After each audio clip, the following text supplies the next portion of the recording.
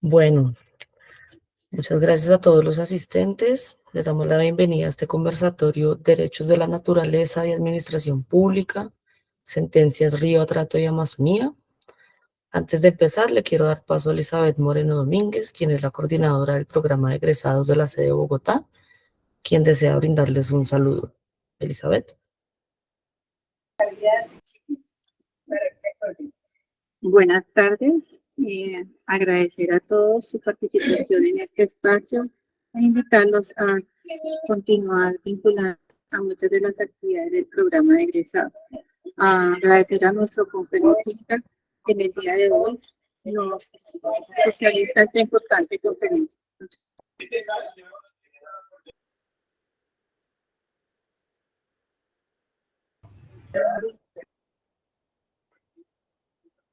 Adelante. Elizabeth, muchas gracias. Bueno, nuestro conferencista es Cristian Camilo Álvarez Rondón. Los acompañan, como se ve en pantalla, los panelistas Jessica Paola Calderón Moreno, Mónica Liliana Calbucaro, en un rato, y Sebastián Camilo Nontoa. Sean todos bienvenidos pues a esta conferencia. Muchas gracias. Le doy el paso a nuestros conferencistas.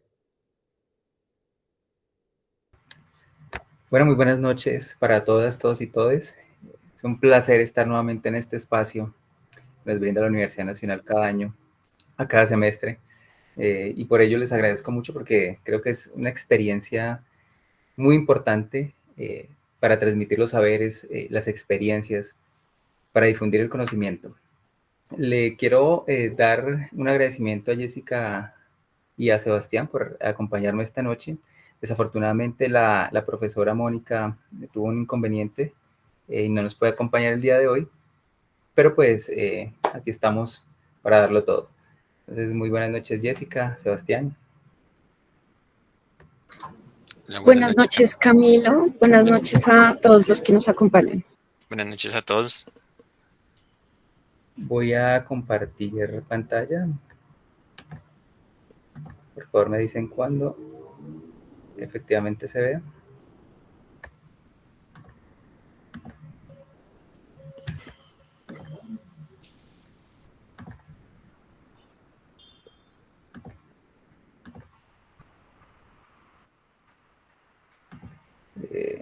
Permite, pero a ver, nuevamente.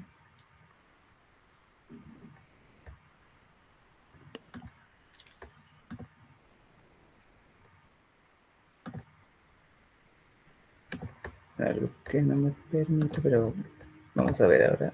Creo que deben estar viendo ya la presentación. Sí. Listo, perfecto.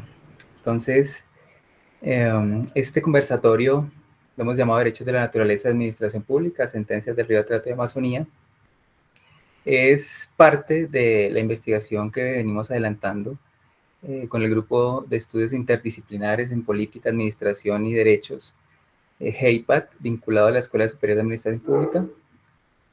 Y pues lo que vamos a presentar esta noche es un resultado parcial de la investigación que venimos adelantando y que vamos a ya concluir primero con una ponencia internacional en Costa Rica, en el INPAE, y segundo con el tercer Congreso Internacional de Derechos de la Naturaleza en Valencia, España, en el mes de junio. Lo que tratamos de hacer aquí es mostrar un poco de los resultados que vinculan a la administración pública con los derechos de la naturaleza y cómo este primero ha materializado pues las sentencias que iniciaron todo este cambio en el ordenamiento jurídico.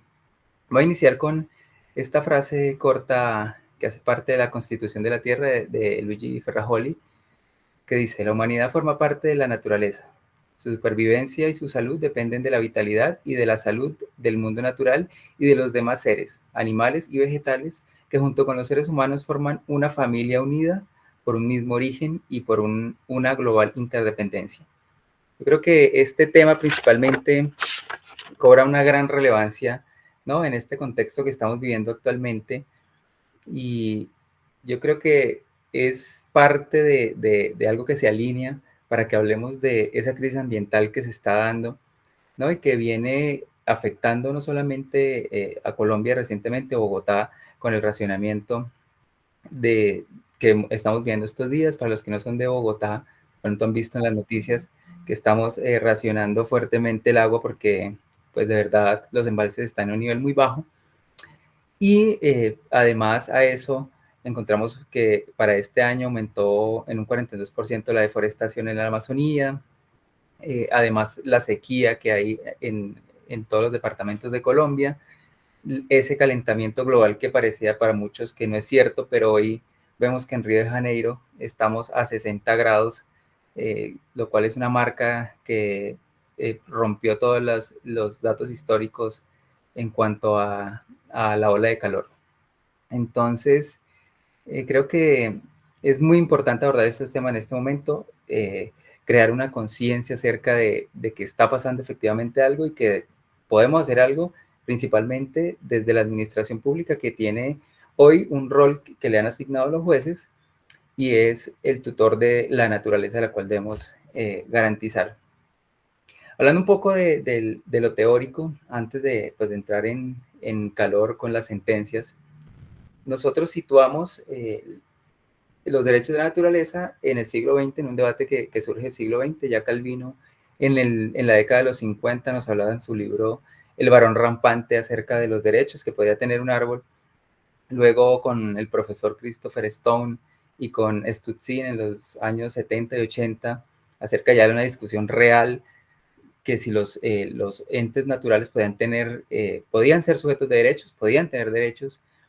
Y posteriormente tiene una influencia grande en Aldo Leopold con su conservacionismo, también en Arne con la ecología profunda, la jurisprudencia de la tierra de Berry, y todo esto llegó a concretarse en lo que llamamos el paradigma del cambio o del giro biocéntrico, donde principalmente como pioneros aquí en Latinoamérica tenemos, a partir del nuevo constitucionalismo andino o latinoamericano, las experiencias de Ecuador y de Bolivia, Ecuador con su constitución, de Montecristi, que elevó a rango constitucional esos derechos de la naturaleza, y posteriormente Bolivia, pero en el rango legal, y ya viene a acumularse con otros conocimientos que vienen de otros ordenamientos jurídicos diferentes, como con influencia de la Common Law, que viene a ser, por ejemplo, Nueva Zelanda, viene a ser Australia,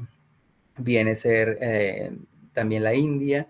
En Estados Unidos varias ciudades también reconocieron algunos entes naturales como sujeto de derechos desde el 2006 para acá principalmente. Y todo este conocimiento ha creado ese nuevo paradigma, un paradigma que nos permite abordar, ¿no?, desde otra visión muy diferente a la antropocéntrica, que es la dominante, la que se ha perpetuado a lo largo de las décadas, y mirar nuestro entorno con otros ojos. Eso es básicamente lo que queremos abordar desde lo teórico. Aquí, como les decía, hay unos casos en Latinoamérica. Recientemente, este movimiento sigue creciendo, ¿no? En Brasil, en el año 2023, tenemos el caso del río Laje, reconocido recientemente. También tenemos en Perú, este mes de marzo pasado, se reconoció al río Marañón como sujeto de derechos, y otras ciudades alrededor del mundo, otros países que han reconocido eso a través de instrumentos legislativos, a través de instrumentos administrativos, judiciales y políticos, claro. Y este enfoque ha llegado, este nuevo paradigma llegó a Colombia en el año 2016. Hemos denominado a esto giro biocéntrico jurisprudencial porque ha sido a partir, ¿no?, de la influencia de los jueces, a través de su activismo judicial, a través de lo que Brunet llama ecología de los jueces, que se impulsó el movimiento de los derechos de la naturaleza en Colombia, que es, digamos, esa coyuntura a partir de 2016, con la sentencia del Río Atrato, la T622 de 2016, y posteriormente, retomando esos mismos principios de la Corte Constitucional en la sentencia del Río Atrato, la Corte Suprema de Justicia hace lo suyo, lo propio, con la sentencia de la Amazonía. Creo que son los hitos que transformaron pues, el ordenamiento jurídico. Ya veremos entonces qué tanto hemos avanzado en ello. Para ello quisiera que Sebastián nos contara un poco acerca precisamente de esos avances que hemos tenido en el atrato. Principalmente porque es para mí la sentencia más importante, porque es la sentencia Ito, es la sentencia que fue ejemplo para el resto de jueces. Los derechos que se reconocieron después fueron a partir de esta sentencia. Entonces, para mí, esta sentencia es fundamental y ya hemos, desde que se emitió esta sentencia, ya han pasado alrededor de 8 años, 7, 8 años, y pues ya deberíamos tener algunos resultados que me gustaría que Sebastián abordara en este momento. Sebastián, por favor. Hola, muy buenas noches para todas y para todos. En primer lugar, pues agradecer a la Universidad Nacional por abrir estos espacios de divulgación, también de permitir a las personas demostrar y sobre todo en este tipo de coyunturas climáticas que vimos en ese momento. A Camila y a Jessica también por hacerme partícipe de este espacio. Bueno, ¿qué podemos comentar del río Atrato, no? Como decía Camila anteriormente, es el primer ecosistema que ha sido reconocido en Colombia como sujeto de derechos en el año 2016. El río Atrato, pues como algunos sabrán, comprende 750 kilómetros, si no estoy mal, tiene un área como de 3.500 kilómetros, hacen parte de 2 jurisdicciones departamentales, que es de Antioquia y Chocó, y su trazado o su cuenca la acompañan como 22 municipios, 21 municipios aproximadamente. Si no se escucha bien, por favor, Camilo o Jessica me... ¿Se escucha bien? Bueno, perfecto. Bueno, ¿cómo surge esta sentencia? Esta sentencia surge debido a las acciones emprendidas por las comunidades y por los grupos indígenas y afrodescendientes que habitan pues, en la cuenca.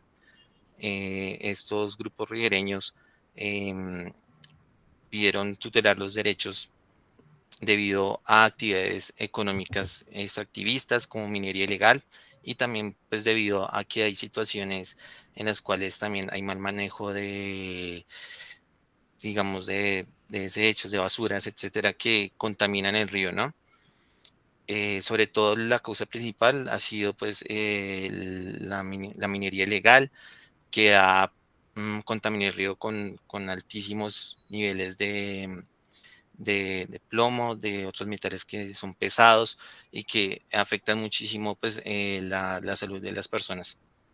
Entonces, esta sentencia ha sufrido como dos escalamientos en los tribunales hasta llegar a la Corte Constitucional. O sea, la Corte Constitucional. En el 2016, pues bueno, se profirió la sentencia enmarcada como en todo lo que decía Camilo en el enfoque biocéntrico.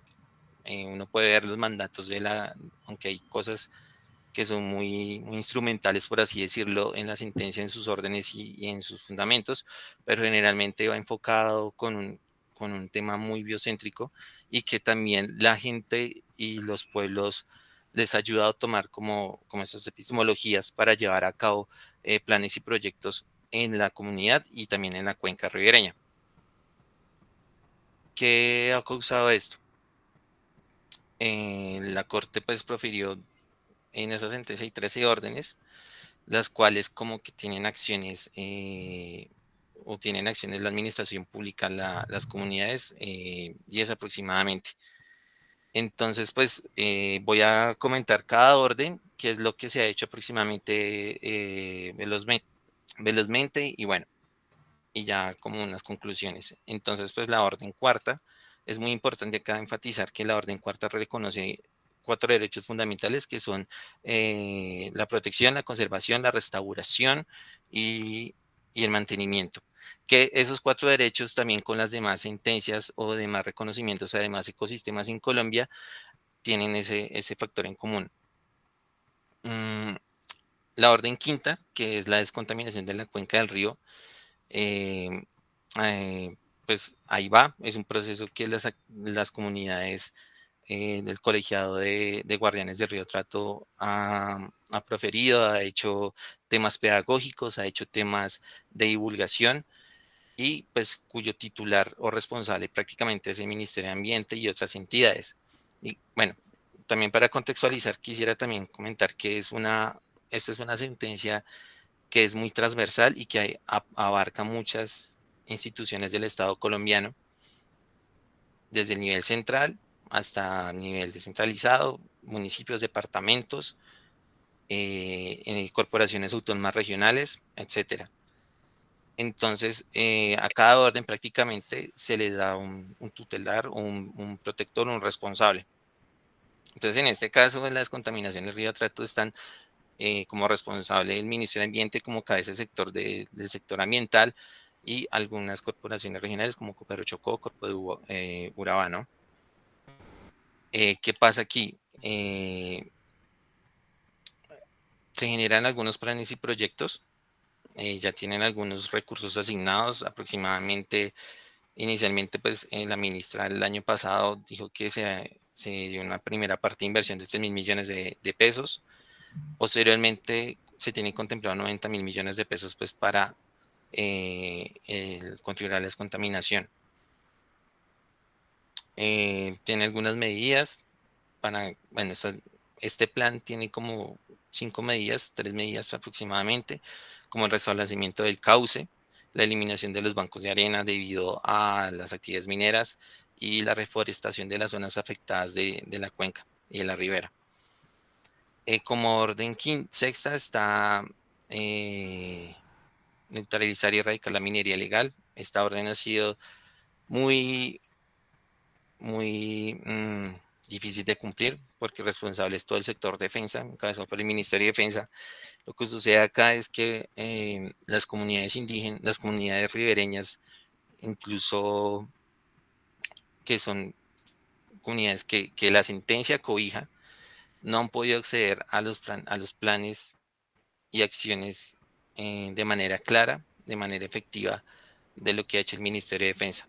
Mm, Sabemos que hasta el momento el Ministerio de Defensa ha hecho algunas intervenciones en minas, en 800 minas aproximadamente, han incautado aproximadamente, han hecho 800 incautaciones de maquinarias, han sido capturadas algunas personas, pero pues no se puede hacer un seguimiento a esta orden debido a que no se puede acceder al plan, no tenemos líneas bases, no tenemos objetivos, no tenemos actividades de ese plan.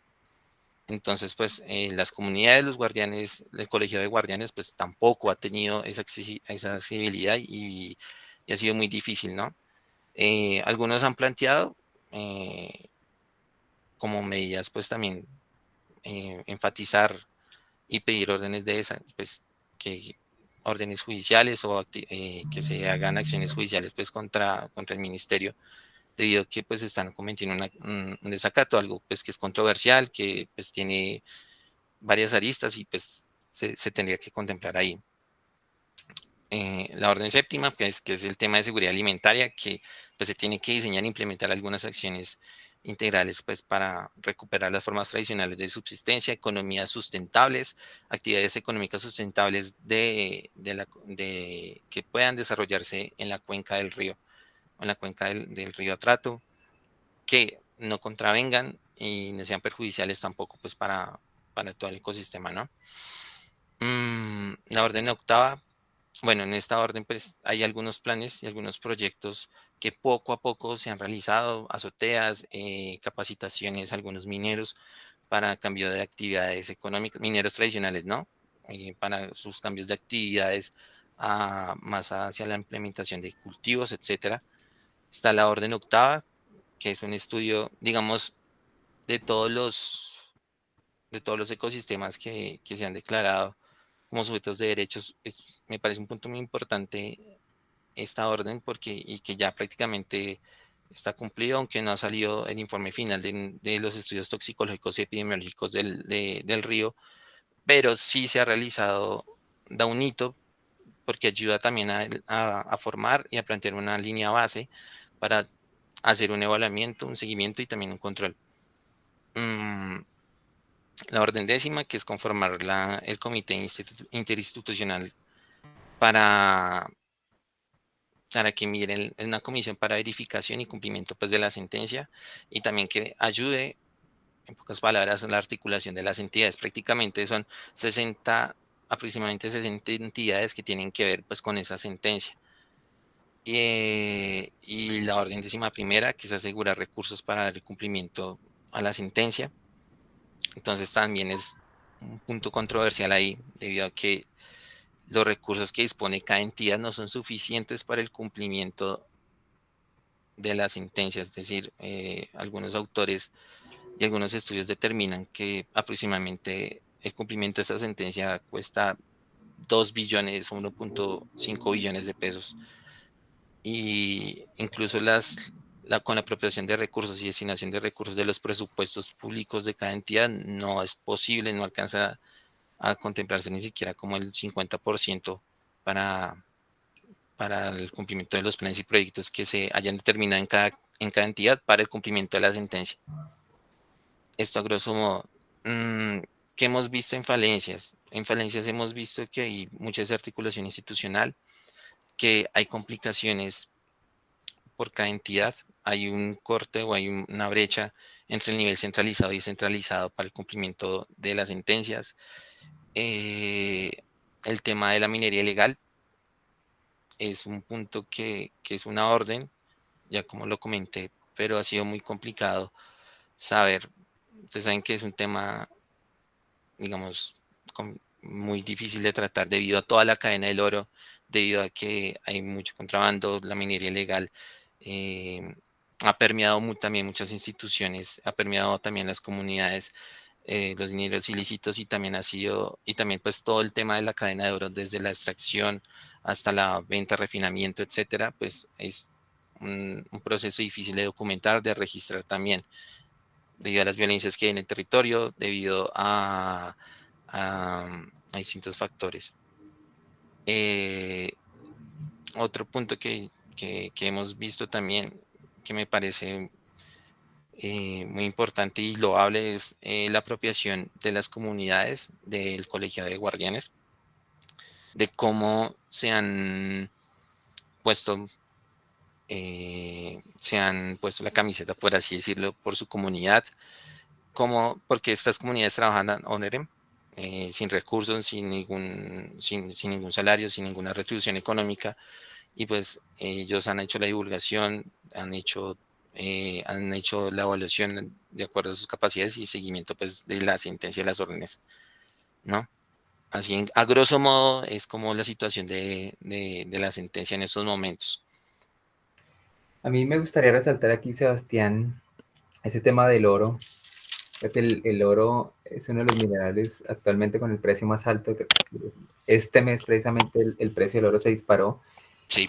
Y esa conflictividad ambiental que hay alrededor del oro, pues se vive en toda Latinoamérica, en África, donde es difícil parar esas maquinarias extractivas ilegales y además las maquinarias legales, que son las peores, debido precisamente a que ese capital que se forma a partir del oro cada día crece más y más.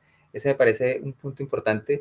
El día de ayer estaba en una conferencia precisamente de Brasil, de Derechos da Natureza, y hablaban un poco precisamente de esa conflictividad ambiental que hay en Brasil a partir de la minería ilegal, del extractivismo, que es un escenario que se repite por toda Latinoamérica, principalmente en países cercanos al Amazonas, y que no permite precisamente que se frene este flagelo, sino que sea como una bola de nieve.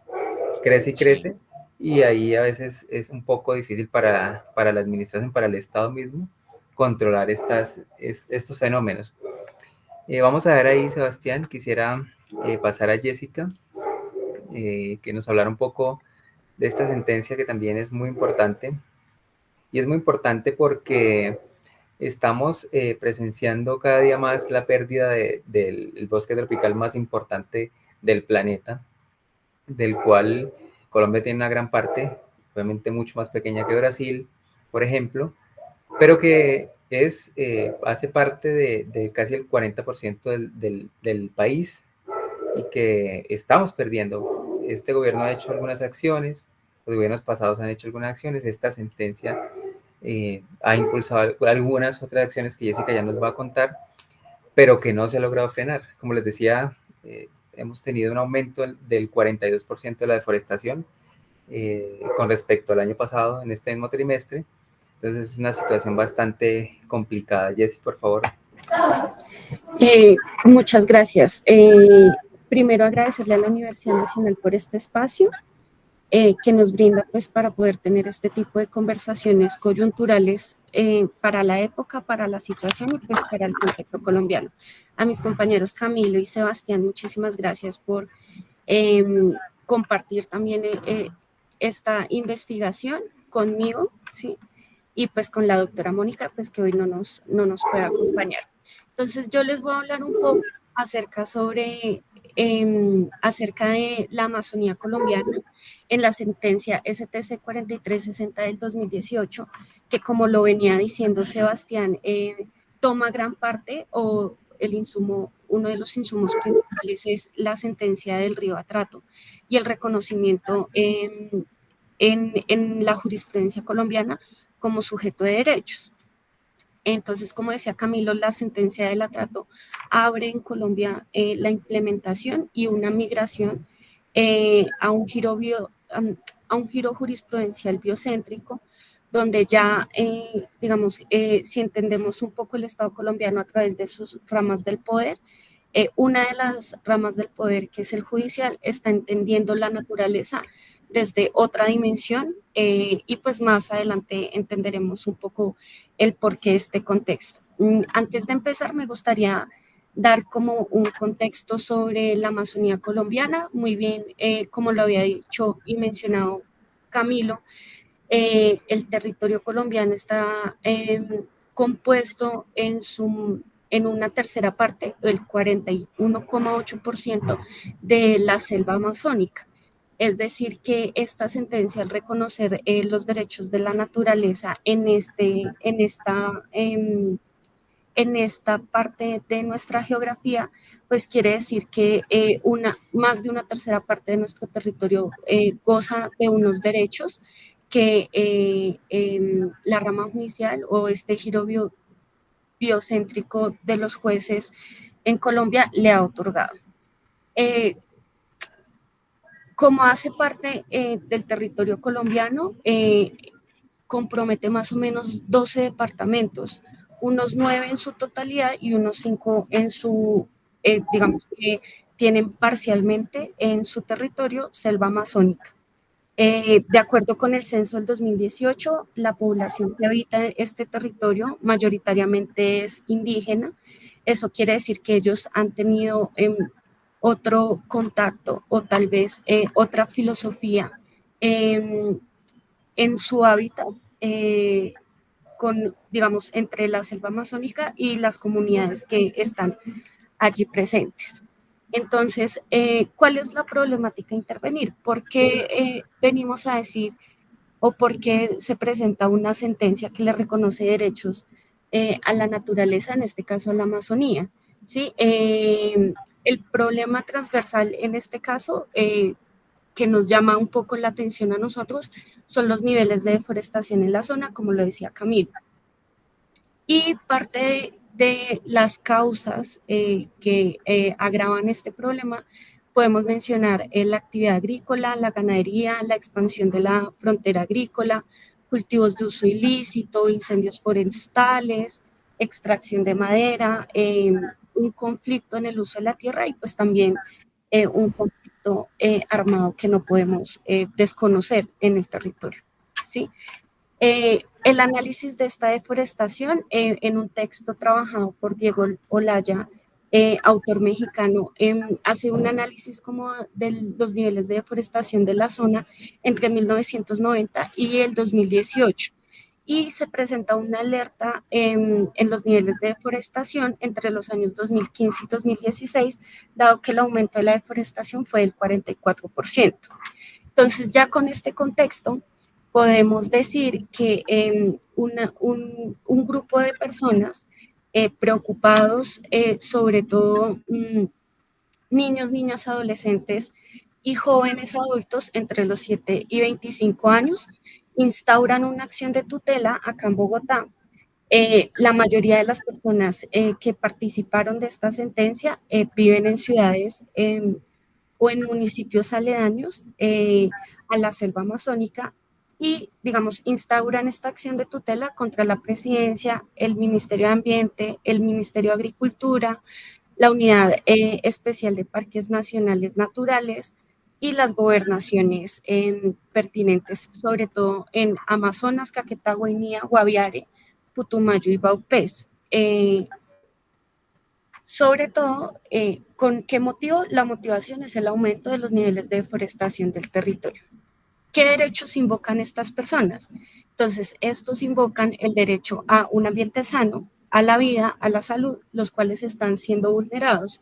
Pero la sentencia nos dice que va un poco más allá y es como esos derechos de las generaciones futuras. Ni siquiera estaba pensando en el hoy, sino en los derechos de las generaciones del mañana, podríamos decirlo así. Esta sentencia, digamos que en el primer fallo fue rechazada, fue rechazada y la Corte Suprema de Justicia revoca esta sentencia, ¿sí? ¿Y por qué la revoca? Porque sigue la traza que instauró la Corte Constitucional en la sentencia del Río Atrato. Y esta revocación le reconoce, ahora sí, a la Amazonía los derechos, sus derechos, y dice que es una entidad sujeto de derechos, titular de la protección, conservación, mantenimiento y restauración a cargo del Estado y de las entidades territoriales que la integran. Es decir, que hay que proteger, conservar, mantener y restaurar, como decía Sebastián, digamos como que estos 4 derechos, la protección, conservación, mantenimiento y restauración, es un reconocimiento que se le da a la naturaleza en otras sentencias. En Colombia más o menos se han reconocido creo que Camilo de pronto tendrá la cifra más exacta, de pronto 20 entidades naturales. En Colombia, sí, aproximadamente de 15 a 20 entidades. Algunas sentencias han sido revocadas y que los tribunales retoman basados pues con la sentencia del Río Atrato. Efectivamente. Entonces, que la titularidad va a estar a cargo del Estado y de las entidades territoriales que la integran. Si bien hay un reconocimiento de los derechos de la naturaleza, Camilo hablaba un poco sobre este giro biocéntrico y una concepción diferente de la naturaleza en Colombia.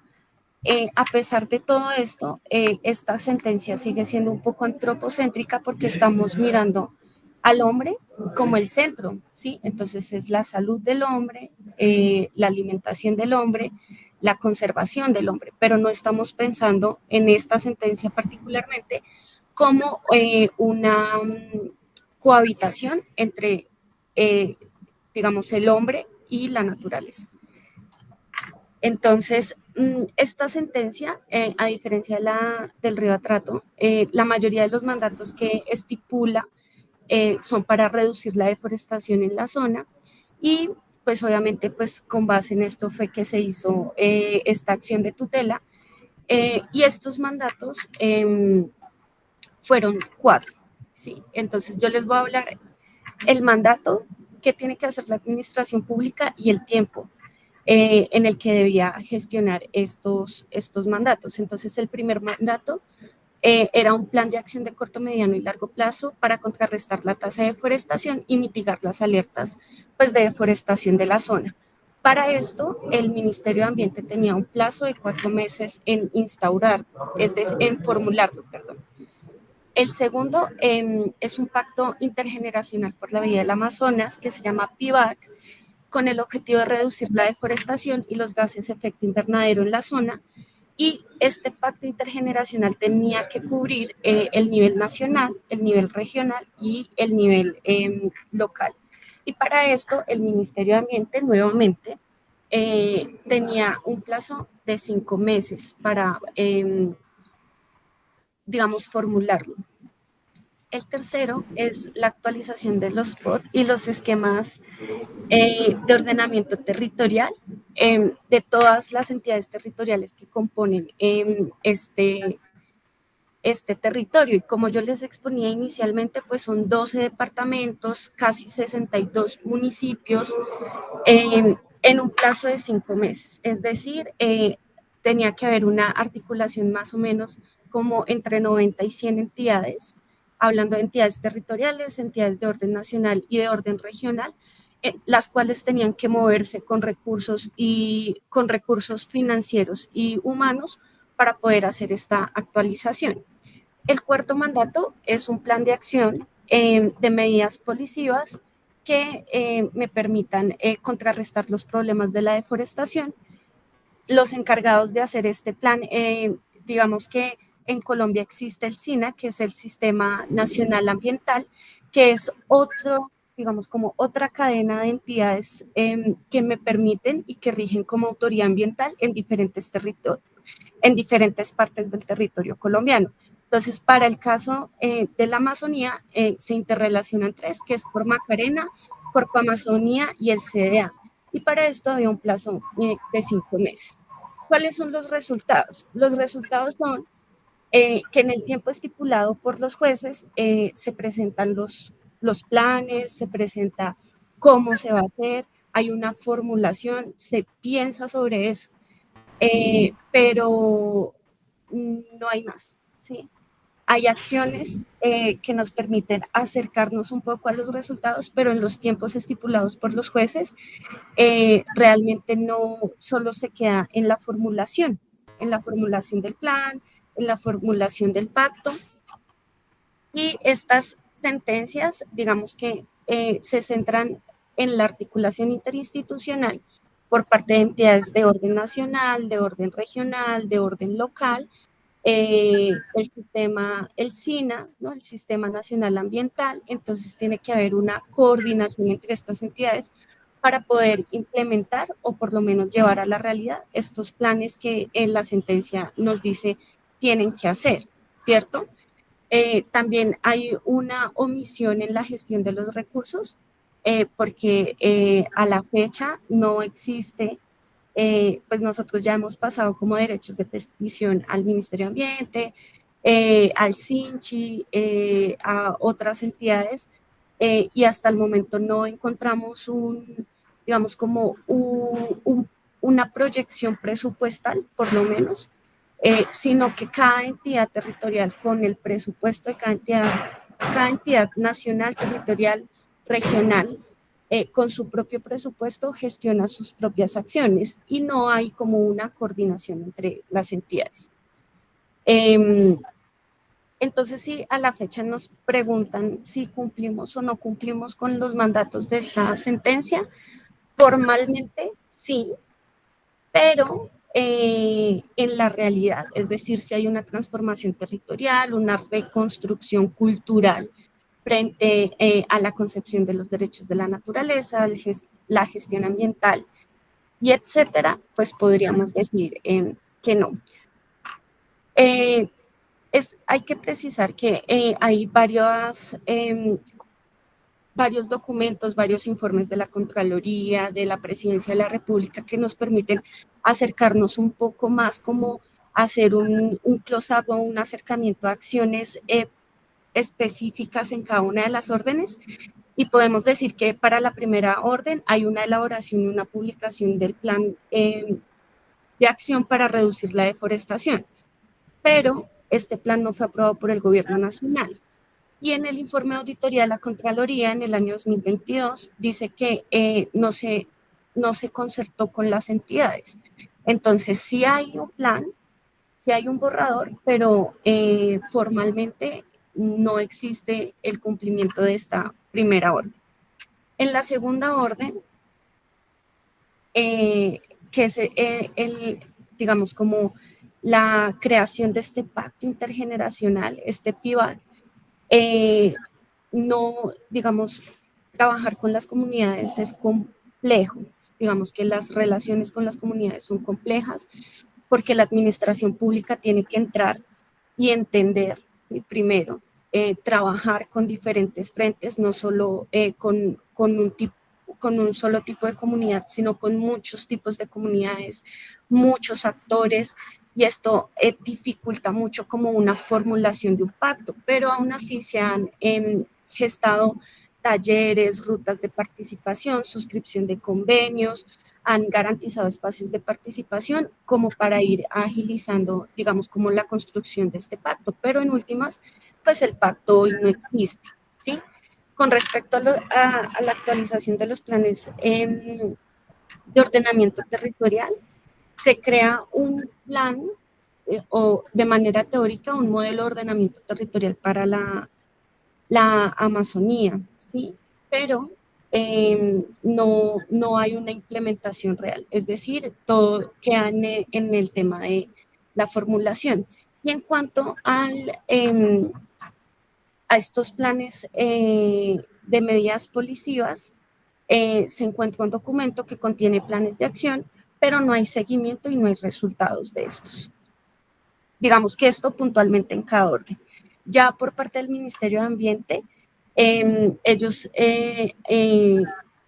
han afirmado que para el 2023 hay una reducción de la deforestación entre el 25 y el 35% con respecto al año anterior, pero ya dijeron que para este año, el 2024, va a haber un aumento de la deforestación por dos variables importantes. La primera, pues, como lo hemos notado, el fenómeno del Niño, y lo segundo es la permanencia de grupos armados en el territorio.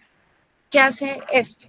Que surjan otros problemas, ¿sí? Que no solamente tengamos que intervenir como administración pública, regular los niveles de deforestación, reducir la tasa de deforestación, sino que emergen otros problemas sociales que también tiene que intervenir la administración pública para poder implementar estas órdenes que le han dado los jueces. Y estos otros problemas son desplazamiento forzado, el impedimento del acceso de la administración pública o de las entidades gubernamentales a los territorios por la presencia de los grupos armados, hay confinamiento de las comunidades y pues hay dinámicas de extorsión. Entonces todo esto complejiza muchísimo más la puesta en marcha o la materialización de estos mandatos para garantizar en últimas los derechos de la naturaleza. Perfecto, Jessica. Me parece curioso y bastante particular que en esta sentencia, tú me confirmarás ese dato, no se tuvo en cuenta la participación de las comunidades como mandato. Dentro de la sentencia no hay mandato que vincule a las comunidades. De hecho, se ha realizado esta vinculación porque pues, hace parte de la planeación estratégica que realiza el ministerio y que va articulada un poco de la gobernanza ambiental de la que se viene hablando de hace unos años, pero que realmente la sentencia no vincula a las comunidades. Y es curioso porque realmente el gran número de población que hay en el Amazonas es indígena, tiene una concepción precisamente que favorecería mucho la aplicación de la sentencia, pero que se excluyó. De hecho, hace poco un grupo pues de pobladores del Amazonas que estuvieron acá en el Ministerio del Interior hicieron una marcha significativa porque precisamente no se estaba cumpliendo la sentencia y además, pues la sentencia no los tenía en cuenta. Efectivamente, pues este gobierno ha participado de espacios mucho más democráticos, ha involucrado mucho más la comunidad, las comunidades rurales, étnicas, pero pues es un tema discrecional hasta el momento. Sí, de hecho es muy curioso porque no se tuvo en cuenta a las comunidades, pero tampoco a ningún otro actor que no fuera parte del gobierno nacional o del gobierno regional o de los gobiernos locales. Entonces, en últimas, la carga del cumplimiento de estos mandatos queda en la administración pública en los diferentes niveles y es como queremos esto, pero no hay como un camino realmente para poder llegar al cumplimiento de esos mandatos y pues obviamente los mandatos te exigen cosas puntuales, ¿no? Pero no muestra si va a haber un seguimiento, si hay resultados. Obviamente este tipo de acciones y este tipo de planes son planes que no se muestran resultados en un corto plazo, sino que hay que tener una visión un poco más proyectada, digamos, como a 6, como a 10 años, pero hoy cumplimos de la sentencia de la Amazonía casi 6 años y realmente, como lo decía en la presentación, pues la materialización de las órdenes, aparte de una formulación y un documento que diga, hey, sí lo tenemos, no existe nada más. Entonces también siento yo que la administración pública está un poco lenta, ¿no? En este viraje o en esta transición. Bueno, yo voy a tomar tu palabra para avanzar aquí un poco hacia precisamente cuáles son esos avances y esos retos, ya no en casos puntuales de la Amazonía del Atrato, sino todo el paradigma en Colombia. A mí me gusta mucho mencionar el caso del río Cauca, que ya se había reconocido anteriormente como sujeto de derecho, pero ahora en la JEP se reconoció además como víctima del conflicto armado. Igualmente el Sumapaz, que fue hace poco acreditado como sujeto colectivo de derechos dentro de ese proceso de restauración. Y además el río Magdalena, que también fue reconocido como víctima en el marco del conflicto armado. Hemos avanzado, jurídicamente hemos avanzado, pero me voy a apartar un poco del marco jurídico y vamos a ir al campo de la administración para hablar un poco de cómo esa estructura se ha modificado, si es que lo ha hecho, o que ha logrado en estos últimos años para materializar precisamente esos derechos de la naturaleza. Yo creo que siempre lo he mencionado en todos los lugares donde presento el tema, y para mí hay 3 niveles relacionados con los derechos de la naturaleza. Primero, un reconocimiento inicial de que la naturaleza tiene un valor intrínseco. Luego, ese valor intrínseco lo pasamos al ámbito jurídico y reconocemos a esos elementos naturales, ríos, montañas, parques, lagunas, como sujetos de derechos. Y tercero, reconocemos derechos puntuales, la restauración, la conservación. Y esos son esos 3 niveles. En Colombia hemos avanzado a los 3 niveles, por fortuna. En materia principalmente judicial, pero pues es difícil que se encuentre en un escenario la administración pública como el materializador de ese giro biocéntrico y los mandatos de los jueces que tienen todas las buenas intenciones. He escuchado muchas personas y he leído mucha doctrina que dice que se queda en el papel, que es una buena intención, y yo considero personalmente que no, que aquí se puede hacer algo y que ya empezamos a hacer algo. Y eso se ve alrededor del mundo, no es un tema solamente nacional, en todo el mundo se está avanzando en eso. Entonces, quisiera que me hablaran un poco, voy a empezar con el tema normativo, no sé si les parece. Me hablen un poco de cuáles creen que son esos avances o retos que quedan en el tema normativo, teniendo como referente el accionar de la administración pública. Sebastián. Bueno, yo creo que como avances podríamos tener en cuenta la expedición de decretos y de resoluciones, ¿no? Digamos, ya en ese momento de expedición de resoluciones en las entidades administrativas genera un piso también para el accionar de la administración pública. Tomándole una manera más amplia, también hemos visto cómo algunos congresistas también han promovido, siguiendo esta corriente, esta inercia también jurídica, por así decirlo, han tomado proyectos de ley, han postulado proyectos de ley para que sean aprobados y reconociendo otros ecosistemas como sujeto de derechos, no solo como te reconozco el derecho y ya, sino ya enmarcando como planes y acciones conjuntas y actividades concretas para el cumplimiento de estos derechos. Yo creería que si hay un avance, sobre todo el Ministerio de Ambiente, también yo creo que con el Sistema Nacional Ambiental, el SINAP, ya abarca un poco más el tema, se ha llevado a casos de no innovación, pero sí de moldeamiento, más de innovación, más de moldeamiento de acuerdo a las circunstancias de la sentencia, más que todo. Vale. Jessica, ¿qué opinas acerca del momento normativo en Colombia en torno a los derechos de la naturaleza? Bueno, yo considero que si bien de manera jurisprudencial, como lo hemos acotado como en la mayoría de esta conversación, hablamos de que hay un giro biocéntrico, de que se está pensando como la naturaleza desde otra perspectiva, desde otro escenario, pero normativamente hablando, a hoy en Colombia, a la normativa no ha cambiado, digamos, esa visión de la naturaleza como objeto, ¿cierto? Es decir, que el Estado, o bueno, desde la normativa, el Estado no ha cambiado el paradigma hacia ese viraje del biocentrismo, ¿no? A pesar de, como decía Sebastián, de las buenas intenciones de los congresistas de modificar, de cambiar un poco la perspectiva, pues eso no se ha dado y en últimas, pues de esas buenas intenciones, pues la administración pública no puede actuar.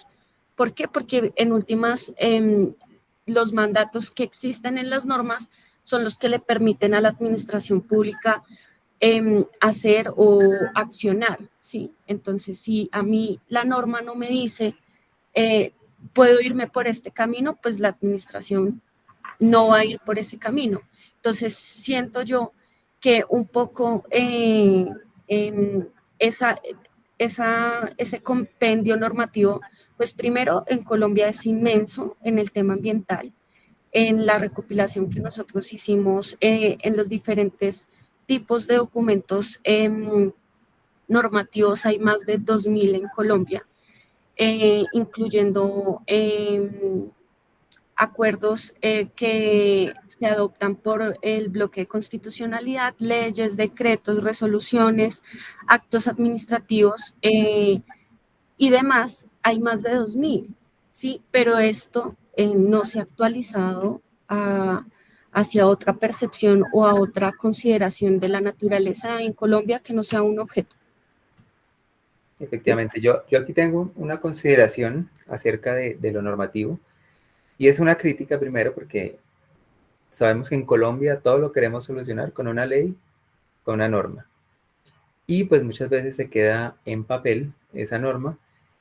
Somos un país legalista, somos un país normativizado y eso muchas veces no funciona. Pero creo que en esta ocasión, para el contexto de los derechos de la naturaleza, sí hay que reglamentarlos, hay que traerlos a la legislación, porque precisamente desde el enfoque de la administración pública, a ti ningún funcionario público te va a hacer una acción que no esté enmarcada dentro de sus competencias. Y eso es lo que ha llevado a que, por ejemplo, en las sentencias de la Amazonía, en la sentencia del atrato, cuando nos dicen planes, bueno, vamos a formularlos, para eso somos buenos, pero para transformar la realidad material del territorio, no, eso es otra cosa, eso es diferente. Entonces, yo creo que sí hay que reglamentarlos, tiene que ser un ejercicio pronto, preferiblemente desde la Constitución. El senador Lozada hace unos años propuso precisamente una modificación a la Constitución para incluir los derechos de la naturaleza dentro del articulado, pero pues no procedió. Pero pues es un avance, se sabe que hay la necesidad y definitivamente la administración pública no te va a actuar si no tenemos una reglamentación de los derechos de la naturaleza. Va a actuar dentro de lo que dice Jessica, dentro de ese marco, dentro del derecho ambiental, del marco del derecho ambiental que tenemos y que siempre va a ser antropocéntrico, que trae una influencia grande del antropocentrismo. Bueno, aquí quisiera recoger algo que trataron los dos y es acerca del papel que tiene el ministerio o la administración pública en sus diferentes niveles como guardián de los derechos de la naturaleza, como tutor de los derechos de la naturaleza. Voy a proponerles una frase y ustedes me dicen su opinión. Para mí hay una paradoja en ese escenario, porque es precisamente el Estado colombiano, de la mano de la administración pública, el que debe ser guardián, pero quien ha sido el victimario también y quien ha permitido que otros victimarios lleven a la crisis ambiental actual, que posteriormente llevó a los jueces a reconocer los derechos de la naturaleza. Jessica, si quieres. Bueno, yo estoy de acuerdo con la afirmación. De hecho, considero que el Estado es el responsable, si bien no es el único, pero sí es el responsable. Hablemoslo, digamos, en el marco de las dos sentencias que estamos analizando hoy, y es que los jueces le dan a él, en el caso del Ribatrato, le dan la tutoría legal, ¿no? De la cuenca, ¿sí? Junto con los guardianes, sí, correcto. Junto con los guardianes, ¿sí? Y en el caso de la Amazonía es, digamos, está a cargo del Estado la restauración, el mantenimiento, la protección, junto con las entidades territoriales. Entonces, sí considero que el Estado es responsable en doble vía, porque igual, y es un poco lo que tú decías como paradójico, que unos derechos que se supone que en nuestro compendio legal del derecho ambiental se reconocen, si bien no desde un giro biocéntrico, sino desde un giro antropocéntrico, teniendo otra concepción de la naturaleza, pero se tiene que cuidar la naturaleza, digamos, en una lectura somera de lo que actualmente tenemos, y pues hasta el momento, y con las acciones de tutela, digamos, con estos instrumentos judiciales, las comunidades están diciendo el Estado no está garantizando esto, pero los jueces le devuelven la responsabilidad al Estado de que ahora sí lo tiene que garantizar, ¿sí? Y ahora sí tiene el Estado que tener acciones, tener lineamientos, tener premisas, tener planes de acción, tener mandatos, y que otra rama del poder público, como es la rama judicial, también esté mirando que el Estado realmente cumpla con lo que inicialmente tenía que cumplir. Sebastián. Yo quisiera como elevar más, no tanto la responsabilidad, pero sí elevar más la causa. Es decir, cómo está estructurado el Estado, cómo se estructuró en la Constitución del 91, a pesar que el tema ambiental fue un componente fuerte, es un componente muy fuerte en la Constitución, pero la estructuración del Estado es antropocéntrico. Yo consideraría que para cambiar esa visión también habría que reformar la estructuración, sobre todo sectorial y presupuestal. ¿Por qué sectorial? Para que permita una mejor articulación, no solamente para el cumplimiento de las sentencias, sino para el cumplimiento, garantizar la protección, conservación y restauración de los demás ecosistemas. ¿Por qué? Porque hemos visto, de acuerdo, en un simple hecho, uno envía un derecho de petición o uno pide una información o pide cierta cosa o pide ciertos planes y proyectos, y las entidades se enfocan solo en su competencia. Y dice, esto es competencia mía, solo hago hasta aquí. Entonces, ¿qué pasa con la entidad? Solamente, por ejemplo, Ministerio de Ambiente dice, solo hago hasta aquí, Ministerio de Defensa solamente hago hasta aquí, pero la articulación real no hay. ¿Por qué? También por la estructuración misma del Estado, yo creo. Pues no de modo macro, pero sí más sectorial. Pero yo tengo ahí te devuelvo una pregunta. si la intención es volverlo más sectorial y que cada entidad está cogiendo... No, al contrario. Al contrario, o sea, es una falencia. Que sea tan sectorial es una falencia. O sea, como que cada entidad sea la encargada de solo o sea, como solo, hablemoslo así, como solo mirar su árbol, como solo esto es lo que me compete a mí y tengo que No, mirar a nivel es que general. así está en ese momento. El problema es ese. Digamos que solo mío mi rama, pero no me articulo con el tronco.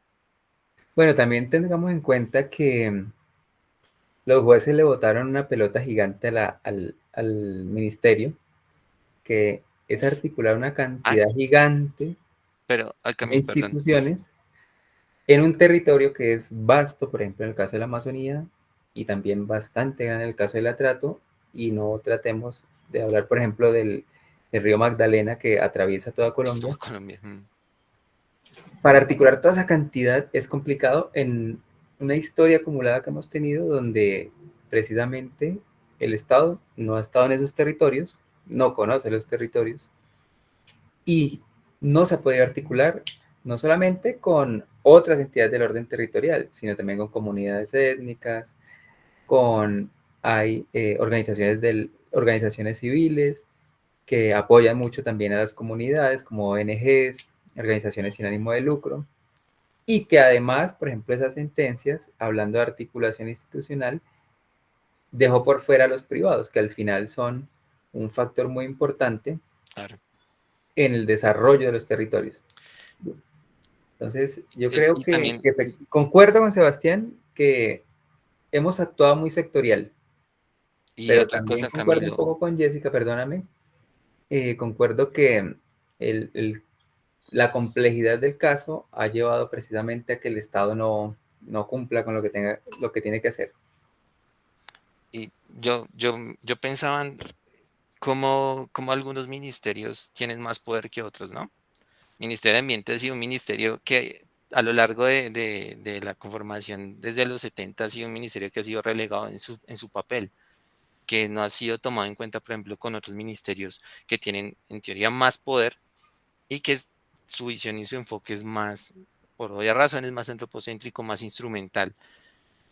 Y pues soltarle la pelota, la rama judicial ha sido un ministerio que no ha podido permear en todo el territorio colombiano, pues es más complicado, que sus competencias son limitadas, que incluso para una delimitación una reserva, ha sido muy difícil lograrlo. Entonces, también yo creo que tendría que darse en cuenta el papel del Ministerio de Ambiente y otorgarle, por así decirlo, más dientes, eh, pues para el cumplimiento también de las acciones, ¿no?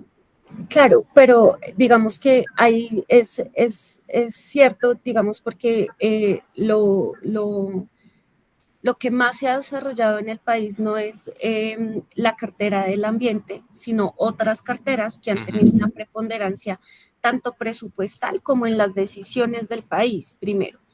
Un poquito, me vuelvo un poquito a lo que está diciendo Cristian, Camilo, y es que aparte de la complejidad de tener tantas entidades que se tienen que articular, ¿cierto? Aparte de eso es, digamos, la autonomía que tiene cada entidad, ¿no? Las entidades territoriales son autónomas, las CAR son autónomas, el Ministerio de Ambiente, entonces como que nadie tiene que responderle a nadie y por eso se presenta mucho esa desconexión interinstitucional de la que estamos hablando. Si bien los jueces tienen una muy buena intención, que era un poco lo que decía Camilo, que en la literatura que hemos abordado dicen, tienen buenas intenciones, pero se queda en buenas intenciones, hoy en la realidad podríamos decir que es verdad, pero no nos podemos quedar en el es verdad, sino decir, ok, es verdad, pero ¿qué tenemos que hacer? ¿Qué propuestas podemos implementar? Y una de ellas es que desde la orden judicial, pues no se asignaron recursos para la materialización de estos mandatos, sino que las entidades que tienen a cargo, digamos, el liderazgo, entre comillas, pongámoslo así, de implementar estos mandatos, pues cogen de sus mismos recursos y por eso mismo son como tan recelosos en articularse con otra entidad, porque entonces es como, bueno, ¿y cómo vamos? ¿Qué vamos a hacer? ¿Cómo lo vamos a hacer? Y tal vez el cómo es lo que nos ha quedado un poquito pesado de realizar. Voy a recoger sus comentarios en lo siguiente. El doctor Juan Carlos Henao, que desafortunadamente falleció este año, es rector del externado, decía el año pasado en el encuentro constitucional entre Ríos y Saberes, que el problema que había con los derechos de la naturaleza es que no hay dispositivos que los garanticen y que un derecho sin dispositivo que los garantice es no tener derechos, decía él. Jessica nos está hablando del tema presupuestal. Yo creo que uno de los dispositivos importantes es la articulación del presupuesto, ¿no? Yo tengo Que otro. no sea una articulación vertical. Yo tengo dispositivo y instrumento también. Y esos instrumentos de gestión, efectivamente, que permitan modificar las estructuras. Y eso me da pie a decir otra cosa que en el mismo encuentro nos decía William Ospina, y era, pero ¿cómo cambiamos esas estructuras? Es difícil. En la norma no nos va a cambiar ese escenario así ya, porque hoy es la ley de los derechos de la naturaleza en Colombia, eso no nos va a cambiar. Nos va a cambiar es una revolución cultural muy parecida a lo que pasó con los derechos de las mujeres, con los derechos de la comunidad afro, de los indígenas, que cuando hablaban de derechos de un negro, decían, eso no puede ser, no puede ser. Y ese es el escenario hoy de los derechos de la naturaleza. Hoy decimos derechos de la naturaleza, en algún conversatorio gritaron, presentando este mismo tema, gritaron, no, entonces los derechos ahora de las estrellas, del sol. No, estamos cerrados a un escenario antropocéntrico que no nos permite ver que estas son ficciones jurídicas y que el objetivo último es el bienestar general, no solamente de los seres humanos, sino de todo su conjunto del ambiente, vamos como conjunto. Y esa revolución cultural, para cerrar, quisiera escuchar un poco cómo se podría aplicar le voy a preguntar a Jessica acerca del funcionario y le voy a preguntar a Sebastián en el tema social, cómo aplicar esa revolución cultural en torno a los derechos de la naturaleza. Si quieren, tú Jessica, si quieres. De manera corta, por favor. Bueno, yo creo, por ejemplo, en el tema cultural, es cómo las comunidades conciben su territorio, cómo los indígenas han concebido la selva, cómo, por ejemplo, las poblaciones afro conciben el río, ¿no?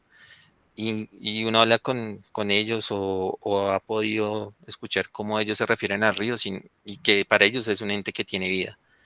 No por sus características biológicas y científicas, sino vida por todo lo que les brinda y todo lo que ellos también le dan, ¿no? Desde un campo espiritual, digamos así. Espiritual y cultural también. Yo creo que la formación de Perdón, los colegiados, sí. corresponde más como a la cosmovisión que tienen los Ajá, pueblos de su entorno, ¿sí? No es tanto como, obviamente es cultural, pero también es sí, ancestral. de Manaí, ¿no? ajá. Yo he visto también y entonces ahí va la parte social, cómo se configuran y se organizan en grupos sociales o en organizaciones sociales para veeduría, para control, para presión incluso, como con lo que usted decía anteriormente, Camilo, que los grupos indígenas vinieron hasta la Corte Suprema haciendo manifestaciones y diciendo, ay, ¿qué pasó con esto? Siendo poblaciones que fueron excluidas en la formulación y en la sentencia, por ejemplo, de la Amazonía. Entonces yo creo que es importantísimo el factor social y que anteriormente en otro trasigar de derechos, como los derechos de las mujeres, como los derechos económicos, sociales, han sido causados también y ganados, conquistados también por movimientos sociales, por grupos de presión, etcétera, etcétera. Dinámicas sociales también, de territorio, etcétera. Jessica. Bueno, un poco aunado a lo que está diciendo Sebastián, sí, me voy a referir un tris a lo social para pasar al funcionario, ¿no? Y sí considero que en la parte social, los diferentes actores que componen, digamos, como este espacio, que no son solo las comunidades, sino también están las entidades, los actores, digamos, el sector productivo, diferentes sectores. Debe haber una disruptiva cultural, es decir, romper un poco no la cosmovisión, sino la visión que tenemos de la naturaleza y transitar hacia uno nuevo, pero tal vez el hombre está acostumbrado a una cotidianidad y el cambio es difícil, es lento, hasta que llegan hitos históricos, como le decía Camilo, y hacen que este cambio sea trascendental y sea una transformación inmediata, podríamos decirlo de alguna manera. Y en ese sentido, también en la administración pública, lo primero que hay que hacer es transformar un poco la visión de la normativa actual del derecho ambiental frente a qué es la naturaleza y cómo nosotros como colombianos y como territorio tenemos que ver a la naturaleza y a nuestro entorno, ¿sí? Más allá de un modelo económico, más allá de un desarrollo, ¿sí? Y también uniéndome un poquito al desarrollo, este desarrollo, ¿con qué objetivo lo vamos a dimensionar, ¿no? Entonces, esto es a nivel macro de la administración pública, para que las entidades como tal puedan generar una transformación en sus instrumentos de gestión, en sus técnicas, para poder garantizar, para poder materializar los mandatos de los jueces, e incluso otro tipo de dispositivos, como lo mencionaban mis compañeros, y poder generar una transformación social. Pero también es importante que el gerente público tenga una transformación en el pensamiento de la concepción de la naturaleza, porque yo como gerente público puedo decir, listo, voy a estar en esta cartera, voy a estar acá, pero si yo no considero vital o importante digamos, un poco la naturaleza dentro de mi concepción de desarrollo, no voy a darle prioridad en la agenda pública, no voy a impulsar tal vez proyectos, programas, planes para poder implementar este tipo de visiones que generen realmente la transformación social de la que hemos hablado, porque yo puedo reconocer, ¿no? Yo reconozco ciertas cosas, pero no hay una transformación y no hay digamos, como una implementación de este reconocimiento en los territorios. Bueno, les voy a hacer dos preguntas.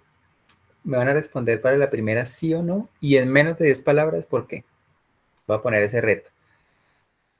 Sebastián, ¿los derechos de la naturaleza son una realidad en Colombia? Sí, ¿Por qué? Muy corto.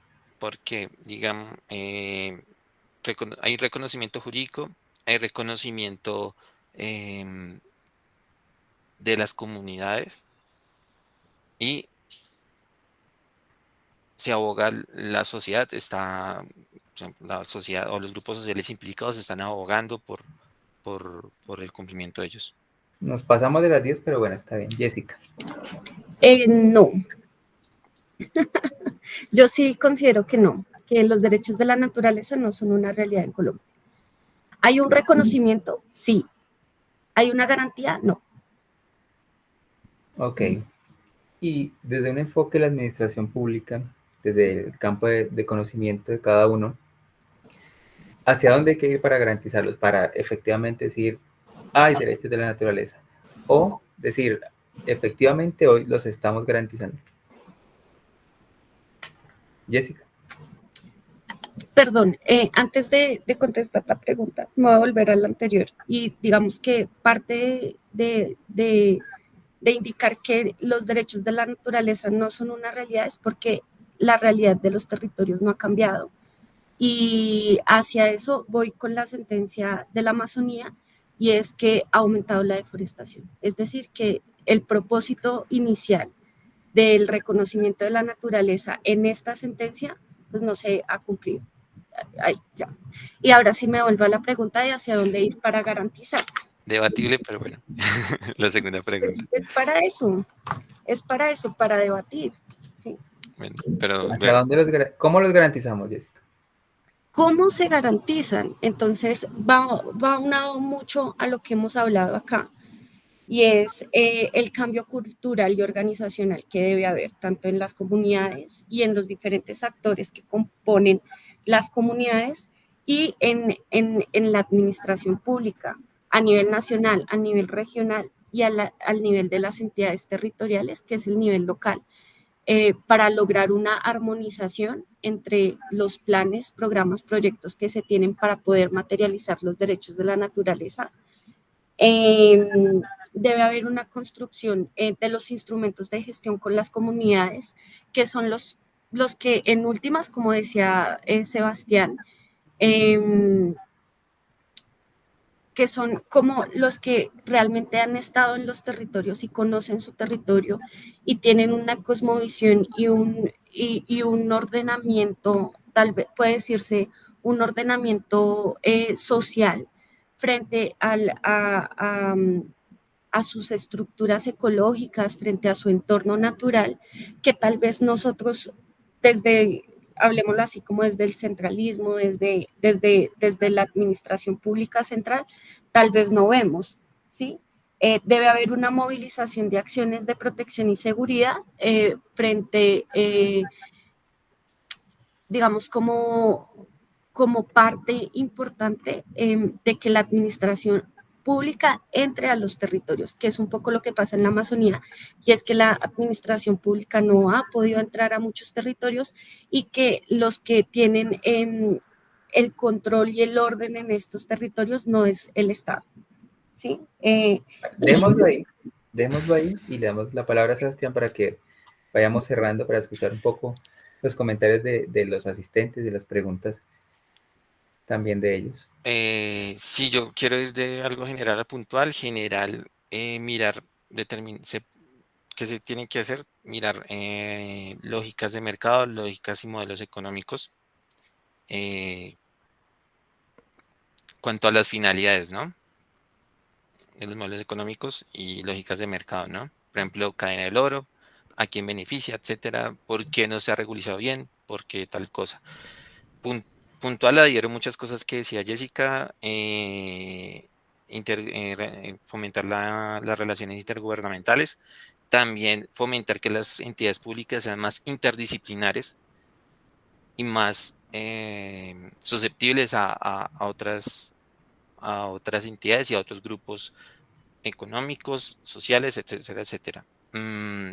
Y otra cosa, poner en práctica los dispositivos que hay, ordenamiento territorial, presupuestos, etcétera, etcétera.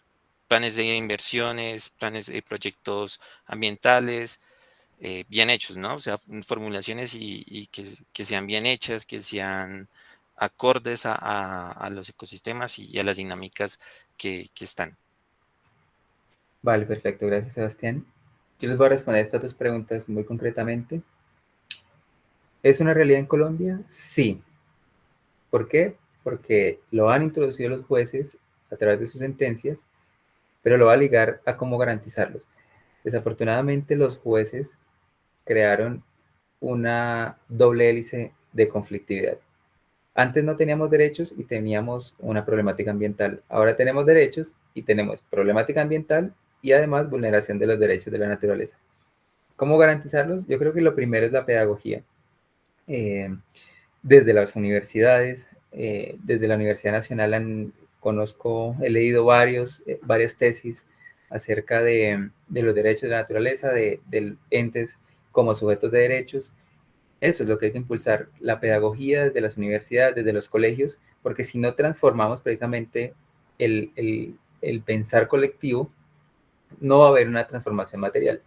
Si yo no formo un abogado que conozca sobre el paradigma de los derechos de la naturaleza, voy a tener tal vez un futuro alcalde que va a actuar desde un enfoque antropocéntrico y no biocéntrico como lo tenemos ahora.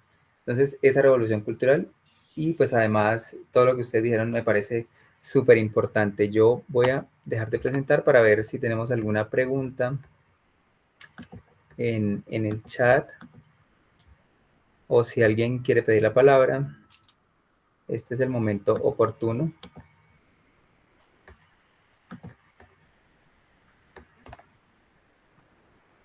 Vamos a abrir por aquí el chat.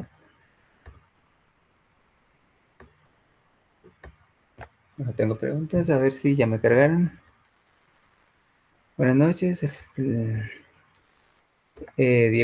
Juan Diego Espinosa. Los 25 accionantes de la tutela de la Amazonía eran de 17 ciudades, de los cuales 15 no eran zonas aledañas al bioma amazónico, como se afirmó.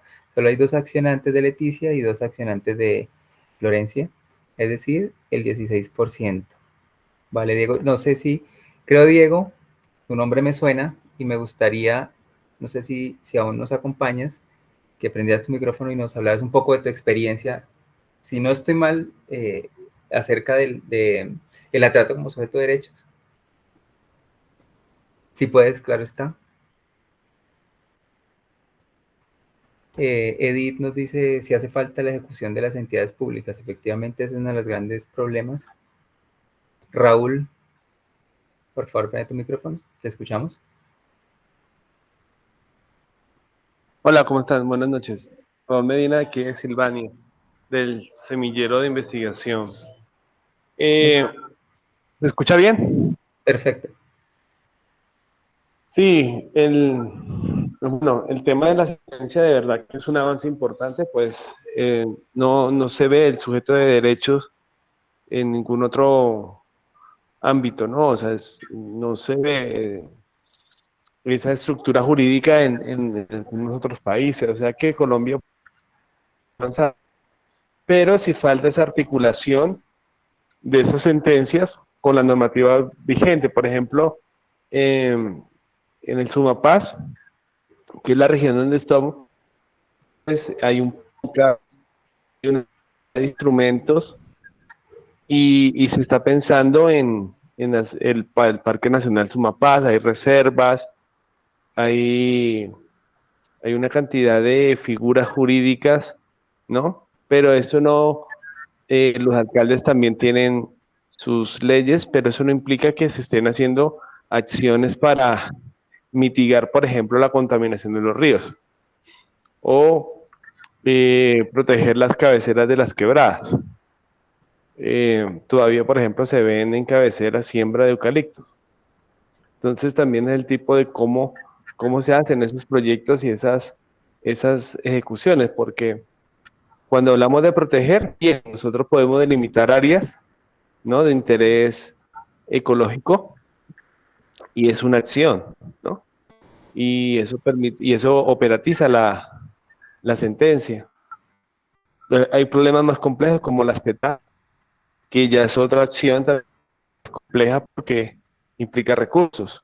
Y en la de recuperación o restauración, tú no ves, por ejemplo, viveros de especies nativas. ¿Y quién maneja eso? ¿Cómo se maneja? Que son acciones ya encaminadas y también el pago de servicios ambientales. Pues son viejitos o personas ancianas que estén en cuencas, ¿no? Perdón que me extendí. Que estén en cuencas, por ejemplo, ellos no tienen otro ingreso, pero están ubicados en sí, ecológicamente mucho más eficiente. O sea,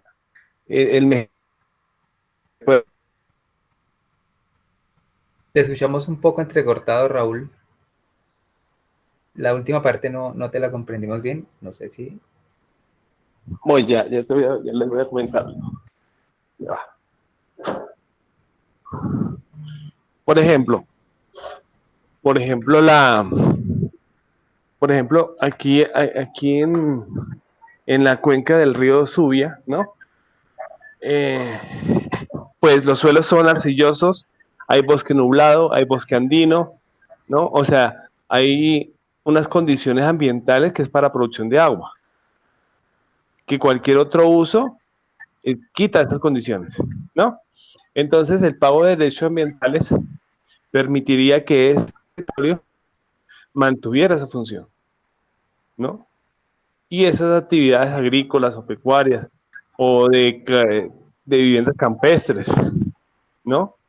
Que son usos ya y que degradan el ambiente, pues tuvieran una restricción, ¿no? No tuviera ese afán de, de que las tierras se dividan o se microparcelicen, ¿no? Que ya es un problema en las alcaldías por un tema de planeación y todo el uso de que la gente quiere darle a su predio, ¿no? Ya en el ámbito privado. Pero sí estoy de acuerdo con lo que dice Sebastián, de que esas sentencias de sujeto de derecho implica una reestructuración en cada institución o obligar o colocar un artículo en que cada institución se articule y definitivamente pues se hagan los presupuestos con las comunidades también. Implica también, es un problema complejo, ¿no? Implica también que las comunidades participen en esas propuestas, ¿no? Las juntas de acción comunal.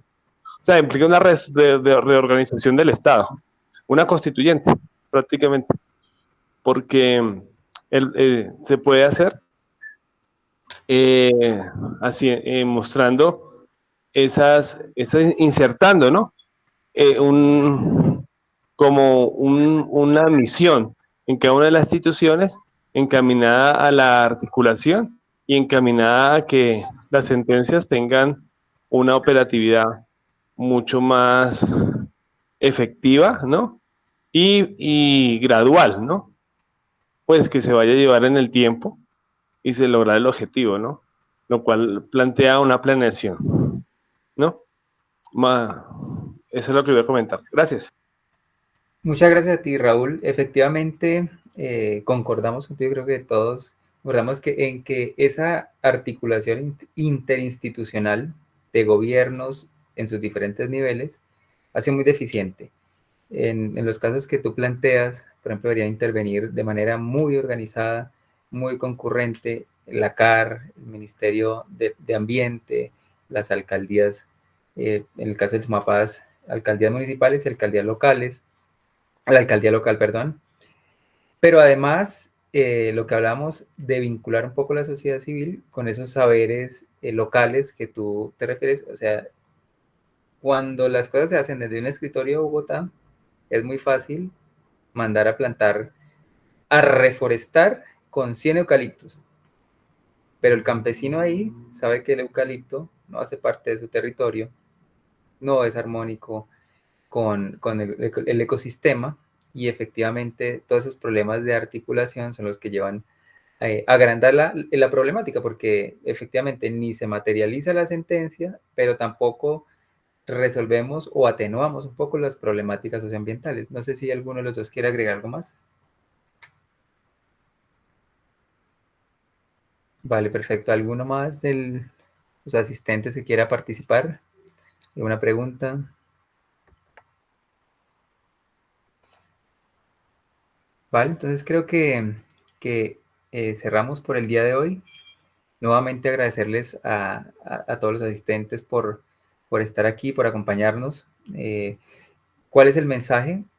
Que esto no sea solo un foro, que esto no solo sea un conversatorio, sino que llevemos estas temáticas, estas problemáticas a las aulas, a los grupos de investigación, a la familia, a los amigos, que se expanda ese pensamiento, ese giro biocéntrico que se está construyendo, ese paradigma, porque como les decía, para mí es fundamental la educación, la pedagogía, porque si no entendemos qué queremos con los derechos de la naturaleza, que es proteger el entorno, reconocer ya no la naturaleza objeto, sino sujeto, entonces en ese momento vamos a ir hacia una misma dirección. Y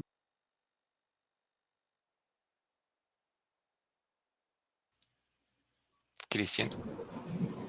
Sí, bueno, Camilo se desconectó un momento, pero digamos, siguiendo con la línea de agradecimiento por la asistencia a este conversatorio, para nosotros es muy importante replicar esta información en diferentes espacios, dado que nosotros llevamos ya un tiempo trabajando en el tema y cada vez vamos conociendo más, trabajando más, entendiendo un poco más la dinámica. Como lo decía Camilo al inicio de este conversatorio, digamos que nosotros hacemos parte de un grupo de investigación que está suscrito a la Escuela Superior de Administración Pública y obviamente tratamos como de articular el tema teórico, el tema jurídico y el tema de la administración pública en la materialización de los derechos de la naturaleza, entendiendo que la administración pública en últimas es la que hace o la que materializa aquellos mandatos, ya sea de los jueces o de la normativa, y que la normativa es la que le brinda las herramientas a la administración pública para poder implementar todo aquello, digamos, que se quiere transformar socialmente. Camilo. Muchas Vamos gracias. Bueno, me desconecté un momento, se me fue la señal. Te agradezco mucho tu presencia, Sebastián, igualmente para ti. No sé si quieras algunas palabras de cierre. No, a ustedes muchísimas gracias, a la Universidad Nacional por abrirnos estos espacios. Es un tema urgente, es un tema urgente, la crisis climática está. Ya lo estamos viendo materializado cómo afecta a los ecosistemas. Entonces yo creo que es muy propicio que se hablen de estos temas. Entonces, gracias, Sebastián. Laura, Marcela, Laura. ¿puedes abrir el micrófono? Sí, buenas noches. No, mira, lo que pasa es que yo quería como, no sé, ustedes ahorita estaban hablando como de educar a la comunidad y concientizar a la comunidad. Y siento que ahorita, por ejemplo, en Bogotá y de pronto en otras ciudades donde ya se está implementando el tema de las huertas urbanas, son un espacio propicio que permiten ampliar esa visión para educar a la comunidad y apropiar a la comunidad del territorio y de pronto de sacarlas de esa rutina androcéntrica que se tiene dentro de las ciudades y enfocarlos o permitirles a las comunidades también enfocarse en ese modelo biocéntrico que ustedes proponen. Efectivamente, Laura, yo creo que hay muchos espacios locales donde se podría fortalecer mucho este enfoque de los derechos de la naturaleza. Es muy curioso porque pues ya vamos casi para una década de que efectivamente podríamos decir, entre comillas, que la naturaleza tiene derechos, pero uno le pregunta a las personas del común y te van a decir, ¿cómo así? ¿Qué es eso de los derechos de la naturaleza? O sea, no los conocemos. Y esos espacios locales, esas huertas comunitarias, son espacios donde efectivamente se debe hablar de esto, se debe transmitir, porque esto es un diálogo entre las comunidades, entre las empresas privadas, entre las ONGs, el Estado mismo, entre la universidad, que para mí es un papel fundamental. Y ese es el modo en que se va a materializar los derechos de la naturaleza, con esa articulación. Muchas gracias a ustedes. De pronto alguien más, si tiene algún comentario. Si no, pues terminamos por el día de hoy. Muchas gracias por asistir. De corazón, muy agradecido con la Universidad Nacional. Creo que terminamos por ahí, Andrea. Bueno, Cristian, y a todos nuestros conferencistas, muchísimas gracias por brindarnos este espacio y compartir sus valiosos conocimientos. Esperamos que para todos nuestros asistentes haya sido un espacio constructivo y de gran aporte. Estén muy pendientes pues a nuestras redes, seguiremos publicando los siguientes diálogos de este semestre y muchas gracias por su participación. Muchas gracias. Muchas gracias.